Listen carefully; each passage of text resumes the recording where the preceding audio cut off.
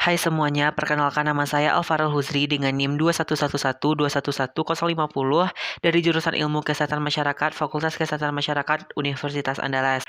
Pada kesempatan kali ini, saya akan menjelaskan suatu penyakit yang sering menyerang sistem pernapasan manusia, yakni adalah kanker paru-paru. Tapi sebelum kita mengenal lebih jauh apa itu kanker paru-paru, alangkah lebih baiknya jika kita lebih mengenal bagaimana sistem respirasi manusia. Pernapasan merupakan salah satu tanda vital yang paling utama di tubuh manusia. Seseorang bisa bernafas berkat kerja sistem pernapasan yang baik. Lalu apa itu pernapasan? Sistem pernapasan pada manusia adalah sekumpulan organ yang terlibat dalam proses pertukaran gas oksigen dan karbon dioksida dalam darah, di mana seseorang dapat dikatakan memiliki laju pernapasan normal apabila ia bernafas sebanyak 12-20 kali per menit dan berlangsung secara berkesinambungan. Sistem pernapasan sendiri memiliki bermacam-macam organ yang dapat menjalankan serta mendukung adanya respirasi pada manusia. Yang pertama ada hidung. Hidung adalah gerbang utama keluar masuknya udara setiap kali kita bernafas. Dinding dalam hidung ditumbuhi rambut-rambut halus yang berfungsi menyaring kotoran dari udara yang kita hirup. Selain dari hidung, udara juga bisa masuk dan keluar dari mulut. Dan biasanya, bernafas lewat mulut dilakukan ketika kita membutuhkan udara yang lebih banyak. Yang kedua ada laring atau kotak suara. Laring adalah rumah bagi pita suara kita. Letaknya tepat di bawah persimpangan saluran faring yang membelah menjadi trakea dan kerongkongan. Laring memiliki dua pita suara yang membuka saat kita bernafas dan menutup untuk memproduksi suara. Saat kita bernafas, udara akan mengalir melewati dua pita suara yang beripitan sehingga menghasilkan getaran. Dan getaran inilah yang dapat menghasilkan sebuah suara. Yang kedua ada trakea atau batang tenggorokan. Trakea adalah bagian terpadu dari jalur nafas dan memiliki fungsi vital untuk mengalirkan udara dari dan menuju paru-paru untuk pernafasan. Trakea atau batang tenggorokan adalah tabung berongga lebar yang menghubungkan laring atau kotak suara dengan bronkus atau paru-paru. Dengan panjang sekitar 10 cm dan diameternya kurang dari 2,5 cm. Trakea memanjang dari laring hingga ke bawah tulang dada atau sternum, dan kemudian membelah menjadi dua tabung kecil yang disebut dengan bronkus, dan setiap sisi paru-paru memiliki satu bronkus.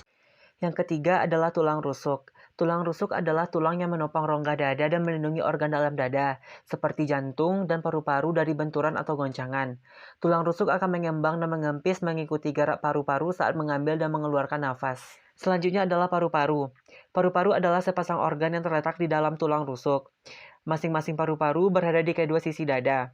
Peran utama paru-paru dalam sistem pernapasan adalah untuk menampung udara beroksigen yang kita hirup dari hidung dan mengalirkan oksigen tersebut ke dalam pembuluh darah untuk disebarkan ke seluruh tubuh.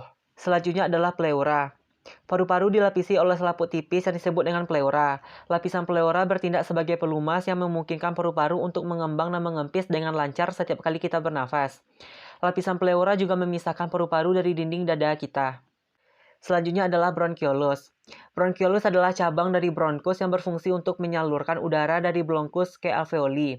Selain itu, bronkiolus juga berfungsi untuk mengontrol jumlah udara yang masuk dan keluar saat proses bernafas sedang berlangsung. Selanjutnya adalah alveoli. Alveoli atau alveolus adalah kantung-kantung kecil dalam paru-paru yang terletak di ujung bronkiolus. Dalam sistem pernapasan, alveoli berfungsi sebagai tempat pertukaran oksigen dan karbon dioksida. Pada alveoli juga ada kapiler pembuluh darah yang nantinya darah akan melewati kapiler dan dibawa oleh pembuluh darah vena dan arteri. Alveoli kemudian menyerap oksigen dari udara yang dibawa oleh bronkiolus dan mengalirkannya ke dalam darah. Setelah itu, karbon dioksida dari sel-sel tubuh mengalir bersama darah ke alveoli untuk dihembuskan keluar. Selanjutnya adalah tabung bronkial.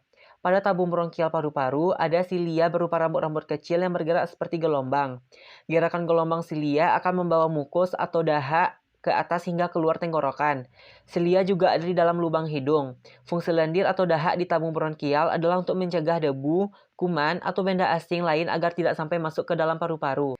Dan yang terakhir adalah diafragma. Diafragma sendiri adalah dinding otot kuat yang memisahkan rongga dada dari rongga perut. Saat melakukan pernafasan perut, diafragma akan bergerak ke bawah dan menciptakan rongga kosong untuk menarik udara. Ini juga bisa membantu memperluas paru-paru. Setelah kita mengetahui berbagai macam organ pada sistem pernafasan, selanjutnya kita akan membahas mengenai proses respirasi. Proses respirasi sendiri dimulai saat kita mengambil udara lewat hidung dan masuk ke dalam tenggorokan. Setelah itu, udara akan turun melewati laring dan masuk ke dalam trakea. Di saat bersamaan kita menarik nafas, diafragma dan otot-otot di antar tulang rusuk akan menyusut untuk menciptakan ruang kosong di dalam rongga dada. Hal ini bertujuan agar paru-paru bisa menarik udara yang kita hirup. Setelah udara masuk bergerak sampai ke ujung trakea, udara akan melewati bronkus dan masuk ke dalam paru-paru. Setelah itu, udara mengalir ke bronkiolus yang terus mengecil sampai udara sampai di ujung percabangan. Di ujung bronkiolus ada kantung kecil udara atau alveoli. Ketika udara mencapai alveoli, oksigen masuk melalui membran ke dalam pembuluh darah kecil yang disebut dengan kapiler. Sebaliknya, karbon dioksida dari darah di kapiler keluar dan masuk ke dalam alveoli. Setelah oksigen dan karbon dioksida bertukar tempat di alveoli, rongga dada akan mengendurkan otot diafragma sehingga diafragma melonggar. Hal ini memungkinkan karbon dioksida bergerak naik untuk selanjutnya dikeluarkan lewat paru-paru lalu dihembuskan melalui hidung. Selanjutnya kita akan membahas mengenai kanker paru-paru. Kanker paru-paru dalam artian luas adalah semua penyakit keganasan yang terjadi di paru-paru, yang mencakup keganasan yang berasal dari dalam paru-paru sendiri, primer, maupun keganasan dari luar paru-paru atau metastasis.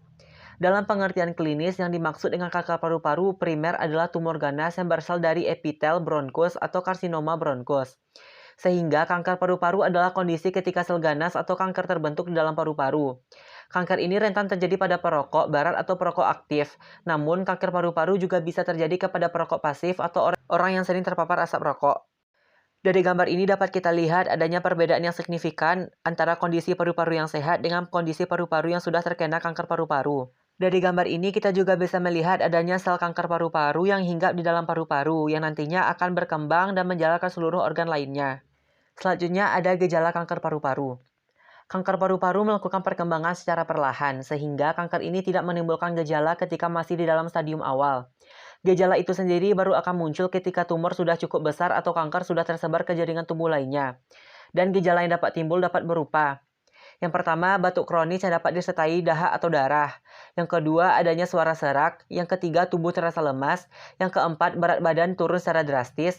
Selanjutnya ada nyeri dada dan terakhir adalah sesak nafas. Dengan seiring berjalannya waktu, sel kanker itu sendiri dapat berkembang dan menular ke jaringan tubuh lainnya seperti getah bening, tulang maupun otak. Dan ketika sel kanker telah menyebar ke jaringan lainnya, barulah dapat timbul gejala seperti yang pertama sakit kepala, yang kedua rasa nyeri tulang dan sendi, yang ketiga mata dan kulit menguning, yang keempat ada pembengkakan di leher dan wajah, yang kelima penurunan daya ingat, yang keenam mati rasa di lengan atau tungkai, dan yang terakhir gangguan pada keseimbangan tubuh. Selanjutnya kita akan membahas tahapan stadium kanker paru-paru. Yang pertama ada stadium kanker paru-paru tahap awal atau hidden kanker. Pada tahapan ini, keberadaan tumor masih belum bisa dinilai, atau sel kanker sudah mulai terlihat di dalam sampel cairan paru-paru. Namun, sel kanker tidak bisa ditemukan saat dilakukan tes lainnya, sehingga lokasi dari tumor masih belum bisa ditentukan. Sementara itu, kanker juga diperkirakan masih belum tersebar hingga ke kelenjar getah bening atau ke organ tubuh lainnya. Biasanya pada tahapan ini, pasien masih belum mengalami gejala kanker paru-paru. Pada tahapan stadium kanker paru ini, tumor hanya ditemukan pada lapisan terluar dari sel yang melindungi jalan pernafasan. Namun, tumor tidak memengaruhi jaringan lain dari paru-paru. Stadium 1A1. Pada kanker paru stadium 1A, tumor berukuran kurang lebih 3 cm dan sudah masuk ke dalam jaringan paru-paru meski masih 0,5 cm. Namun sama seperti pada stadium kanker paru sebelumnya, kanker masih belum menyebar hingga kelenjar getah bening maupun organ tubuh lainnya. Namun, pada tahapan ini ada kemungkinan kondisi lain. Sebagai contoh, ukuran tumor kurang lebih 1 cm dan belum mencapai membran yang mengelilingi paru. Biasanya dalam tahapan ini, kanker juga tidak memengaruhi bronkus. Kanker juga belum menyebar hingga kelenjar getah bening maupun bagian tubuh lainnya. Stadium 1A2. Di tahapan ini, ukuran tumor sudah lebih besar dari 1 cm, akan tetapi tidak lebih dari 2 cm. Pada kanker paru stadium 1A2, tumor juga belum mencapai membran yang mengelilingi paru, dan tidak pula memengaruhi bronkus. Kanker juga belum menyebar hingga kelenjar getah bening dan bagian tubuh lainnya. Stadium 1A3. Pada tahapan kanker paru stadium 1A3, ukuran tumor sudah lebih dari 2 cm, tapi tidak lebih dari 3 cm. Tumor biasanya belum mencapai membran yang meliputi paru dan tidak pula memengaruhi bronkus.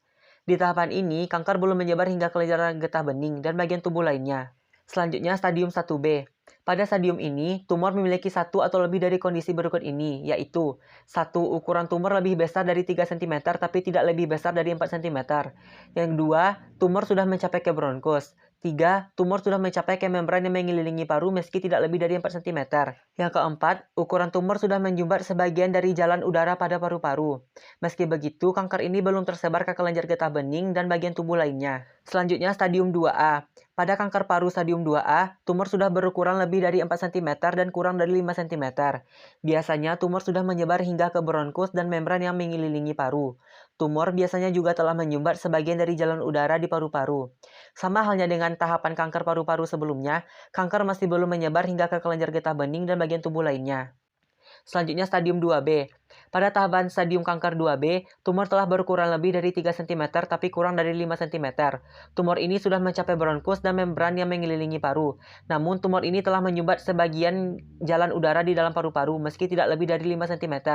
Pada tahap ini, kanker sudah menyebar hingga ke kelenjar getah bening meski belum mencapai ke organ tubuh lainnya. Stadium 3A. Pada kanker paru stadium 3A, tumor berukuran lebih dari 3 cm, kurang dari 5 cm, dan sudah mencapai bronkus maupun membran yang mengelilingi paru. Kanker juga sudah menyebar hingga kelenjar getah bening yang berada di sekitar membran paru, atau di ruang-ruang yang terdapat di dalam paru-paru. Kanker belum menyebar ke organ tubuh lainnya. Stadium 3B. Pada kanker paru-paru stadium 3B, ukuran tumor sudah lebih dari 7 cm dan sudah mencapai bagian tubuh lainnya seperti paru, jantung, trakea, dan masih banyak lagi. Kanker ini juga sudah menyebar hingga ke kelenjar getah bening atau ruang-ruang di dalam paru-paru. Meski begitu, kanker belum menyebar hingga ke organ tubuh lainnya. Stadium 3C. Pada tahap ini, tumor sudah berkurang lebih dari 5 cm tapi tak lebih dari 7 cm. Kanker ini sudah menyebar hingga ke kelenjar getah bening di sekitar tulang belikat. Meski begitu, kanker masih belum menyebar hingga bagian tubuh lainnya. Dan yang terakhir, stadium 4. Biasanya pada tahap ini, ukuran tumor tidak menentu. Bahkan bisa jadi kanker tidak menyebar hingga ke kelenjar getah bening. Namun, kanker sudah menyebar ke bagian tubuh lainnya, misalnya liver, tulang di bagian tubuh lain, hingga otak. Selanjutnya kita akan membahas mengenai penyebab kanker paru-paru. Faktor penyebab utama kanker paru-paru adalah kebiasaan merokok, sehingga menyebabkan perokok aktif merupakan kategori yang paling rentan terkena kanker paru-paru. Namun orang yang sering terpapar rokok atau perokok pasif juga berisiko menderita kanker paru-paru. Rokok maupun asap rokok mengandung lebih dari 60 zat beracun yang dapat memicu perkembangan kanker. Jenis zat beracun tersebut antara lain adalah nikotin dan tar. Nikotin dipakai sebagai bahan insektisida, sedangkan tar digunakan dalam pembuatan aspal jalanan. Pada tahap awal, zat beracun ini belum memengaruhi fungsi organ paru-paru. Namun semakin banyak rokok yang dikonsumsi, maka kerusakan pada jaringan paru-paru juga akan makin bertambah. Kerusakan inilah yang mengakibatkan sel-sel bereaksi secara tidak normal dan tidak terkendali, hingga akhirnya memunculkan sel kanker. Selain merokok, ada beberapa faktor lain yang dapat meningkatkan resiko terserang kanker paru-paru, yaitu yang pertama riwayat kesehatan keluarga. Resiko akan meningkat apabila salah satu anggota keluarga juga memiliki riwayat penyakit ini. Yang kedua, lingkungan kerja. Lingkungan kerja yang memiliki tingkat pemaparan bahan kimia berbahaya seperti arsen, asbes, nikel, dan batu bara berisiko tinggi menyebabkan pekerjanya mengalami kerusakan pada paru-paru. Yang ketiga, lingkungan tempat tinggal.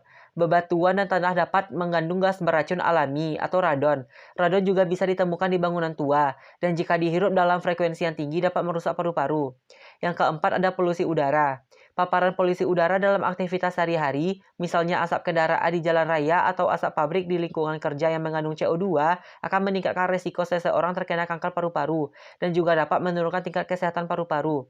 Dan yang terakhir adalah terapi radiasi. Pasien kanker jenis lain yang menjalani pengobatan dengan metode radioterapi juga memiliki risiko lebih tinggi untuk terkena kanker paru-paru. Setelah mengetahui bagaimana cara kerja kanker paru-paru serta bagaimana bahayanya kanker paru-paru, kita juga harus memahami serta mengetahui bagaimana cara pencegahan kanker paru-paru. Kanker paru-paru dapat dicegah dengan cara menghindari faktor-faktor yang dapat meningkatkan resiko munculnya kanker ini, yaitu yang pertama menghindari rokok serta menghindari asap rokok. Ini merupakan cara utama dalam mencegah terinfeksi kanker paru-paru. Yang kedua, menggunakan alat pelindung diri di tempat kerja yang banyak memiliki tingkat pemaparan bahan kimia berbahaya yang tinggi. Yang kedua, melakukan pemeriksaan secara rutin, terutama ketika memiliki riwayat merokok atau bekerja di lingkungan yang tinggi paparan bahan kimia. Yang keempat, memperbanyak konsumsi buah dan sayur, serta menghindari mengkonsumsi suplemen vitamin dalam dosis besar. Yang kelima, olahraga secara teratur selama 30 menit tiap harinya. Dan yang terakhir, perbanyak mengkonsumsi makanan dan minuman pencegah kanker. Sekian yang dapat saya sampaikan mengenai sistem pernafasan dan juga penyakit kanker paru-paru. Sehingga dengan adanya pemaparan materi ini, kita lebih bisa memahami bagaimana sistem pernafasan dan bagaimana berbahayanya kanker paru-paru serta bagaimana cara pencegahannya. Saya juga ingin mengucapkan terima kasih kepada setiap orang yang telah menonton video ini. Dan maaf dari saya apabila ada kesalahan dalam video ini, baik disengaja maupun tidak disengaja. Saya Alfarel Huzri, pamit undur diri dan sampai ketemu di kesempatan selanjutnya.